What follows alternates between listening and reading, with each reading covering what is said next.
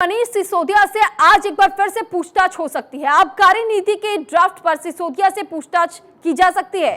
शराब घोटाले के गवाहों से भी पूछताछ होगी। गवाह और सिसोदिया को आमने सामने बिठा करके पूछताछ हो सकती है। बड़ी खबर आपको बता रहे हैं आबकारी नीति को लेकर के। इस वक्त मनीष सिसोदिया की जब रिमांड बढ़ी थी, इससे पहले सीबीआई के पास 5 दिनों की रिमांड थी, जिसके बाद से रिमांड और बढ़ाने की मांग की गई थी सीबीआई की तरफ से, लेकिन 2 दिनों की रिमांड बढ़ाई गई और आज एक बार फिर उनसे पूछताछ हो सकती है।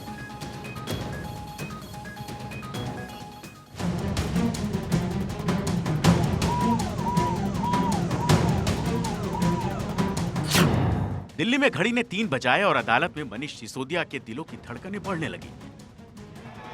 कोर्ट के बाहर आपके कार्यकर्ताओं का प्रोटेस्ट जारी था, लेकिन विरोध के शोर की आवाज कोर्ट के फैसले की आवाज में दब गई। कोर्ट रूम में सीबीआई के वकील और मनीष सिसोदिया के वकीलों में तीखी बहस हुई, जिसके बाद कोर्ट ने फैसला सुना दिया। सीबीआई ने 3 दिन की रिमांड मांगी, जिस पर सिसोदिया के वकील ने कहा सीबीआई जबरन परेशान कर रही है। सीबीआई ने कहा कि आमने सामने बिठाकर वो सवाल की मांग कर रहे हैं। मनीष सिसोदिया के वकील ने कहा कि परेशान करने के लिए 8-8 घंटे बैठाए रखते हैं। सीबीआई ने कहा कि कुछ दस्तावेज गायब हैं, जिसके लिए जांच जरूरी है। सिसोदिया के वकील ने कहा कि सीबीआई को जब जांच में कुछ नहीं मिला तो रिमांड क्यों दी जाए। सीबीआई ने कहा कि जांच के लिए रिमांड जरूरी है। सिसोदिया के वकील ने कहा कि जब जांच में सहयोग कर रहे हैं तो रिमांड जरूरी क्यों है। सीबीआई ने कहा गवाहों का सामना कराना है। इस पर सिसोदिया के वकील ने कहा कि हमारे लिए भी होली है, 9 को पेश हो जाएंगे।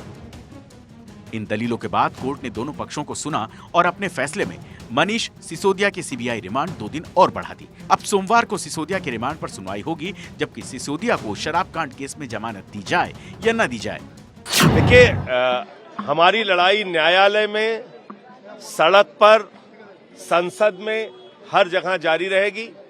आम आदमी पार्टी का एक एक कार्यकर्ता, हमारा संघर्ष आगे भी चलता रहेगा कि नरेंद्र मोदी सरकार की तानाशाही अपने चरम पर पहुंच चुकी है। तो ये फर्क इस देश के एक एक नागरिक को समझ में आ रहा है। सिसोदिया जी ने शराब वालों से कह रहे हैं, आरोप लगा रहे हैं कि शराब वालों से कोई किसी डिबेट में क्या देते हैं 100 करोड़ खाए, किसी डिबेट में क्या देते हैं 1000 करोड़ खाए, किसी में क्या देते हैं 10,000 करोड़ खाए।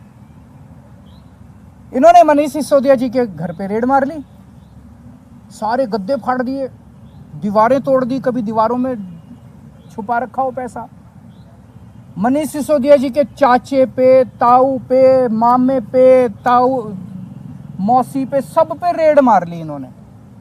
बैंक लॉकर देख लिए, कुछ नहीं मिला। आप सोचो, राहुल गांधी जी को 4 बार ईडी बुलाया, अरेस्ट नहीं किया। मनीष सिसोदिया को पहली बार में अरेस्ट कर लिया। इस प्रकार, जबकि कोई एविडेंस नहीं है, पूरी दुनिया को मालूम है कि नेशनल हेराल्ड केस में बहुत मैटर है, फिर भी अरेस्ट नहीं किया। तो भाजपा ने कांग्रेस को मैनेज कर लिया है, लेकिन भाजपा आम आदमी पार्टी अरविंद केजरीवाल को मैनेज नहीं कर पा रही है। इस पर सुनवाई कोर्ट 10 मार्च को करेगी।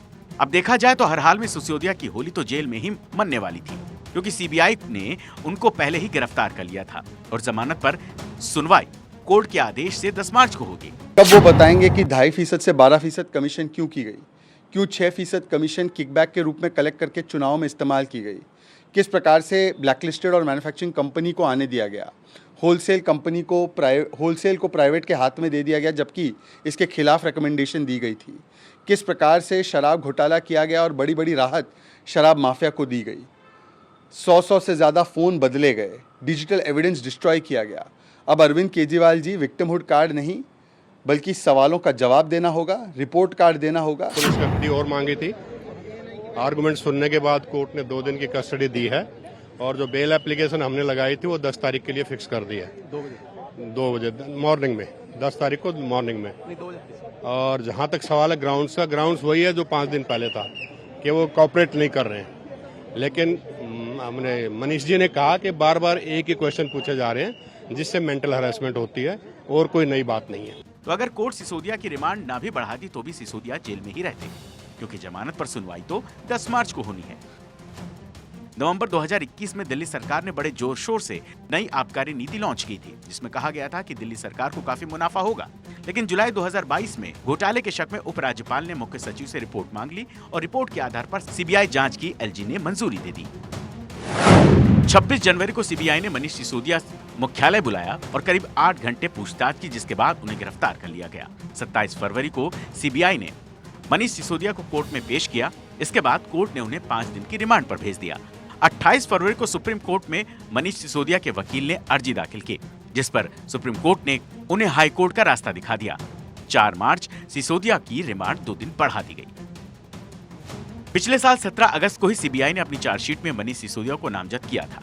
अब आने वाले दिनों में सीबीआई को जो भी जानकारी मिलेगी, उसके जरिए शराब घोटाले की सारी कलई खुल के सामने आ जाएगी। Bureau report, Bharat 24।